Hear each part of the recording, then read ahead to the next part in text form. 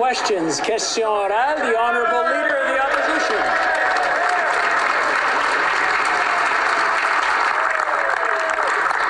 Mr. Speaker, Canadians are paying more for food, more for gas, more for housing.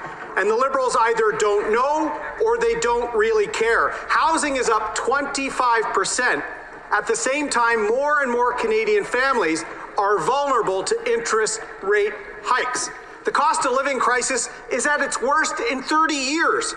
Why is the Prime Minister trying to fix his budget problem by creating a household budget problem for Canadians? The Right Honourable Prime Minister. Mr. Speaker, yesterday's economic and fiscal update provided Canadians with a transparent look at our finances, as well as our plans to keep Canadians safe, particularly in regards to Omicron, to make life more affordable, and to ensure our economic recovery leaves no one behind. Thanks to the choices we made and the hard work of Canadians, Canada has recovered 106% of the jobs we lost at the peak of the pandemic, compared to 83% in the U.S. We know there are challenges ahead and the future remains uncertain, but one thing Canadians can always count on: we will have their backs. The Honourable Leader of the Opposition. The Prime Minister has their back. He's given them 30 years, the highest inflation rate since the Bank of Canada has been targeting inflation, Mr. Speaker. Gas is up 43% alone. Wow. The Prime Minister likes to blame global supply chains. He doesn't seem to realize he's responsible for road, rail, and pipelines between Fort McMurray and Vancouver, Toronto and Montreal. At least he would be responsible, Mr. Speaker, if he could ever get a pipeline built in this country. How much longer is the Prime Minister going to ignore the cost of living crisis hitting Canadian families?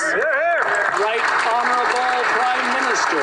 Mr. Speaker, this global pandemic has been tough on individuals, but it's also been tough on economies. That's why it's led to global inflation, and that's why we will continue to keep our promise of having people's backs. That's what we indicated in the economic and fiscal update yesterday. That's what we're doing by moving forward on historic supports for Canadians, whether it's through tackling the housing crisis, moving forward on historic childcare agreements with 9 provinces and 3 territories, or whether we're continuing to move forward in supporting Canadians in their day-to-day lives.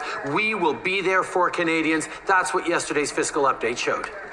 The Honourable Leader of the Opposition. Mr. Speaker, the family grocery bill is going to be $1,000 higher next year for Canadian families, for seniors on fixed income. The Prime Minister has their back. He's failing them. And if they want to dine out, Mr. Speaker, it's just as bad. Even that great Newfoundland institution, Mary Brown's, is raising the price of the Big Mary Monday by 25% because of rising food costs. How many Canadian families will have to pick between heating and eating this winter because the Prime Minister doesn't think about monetary policy? The Right Honourable Prime Minister.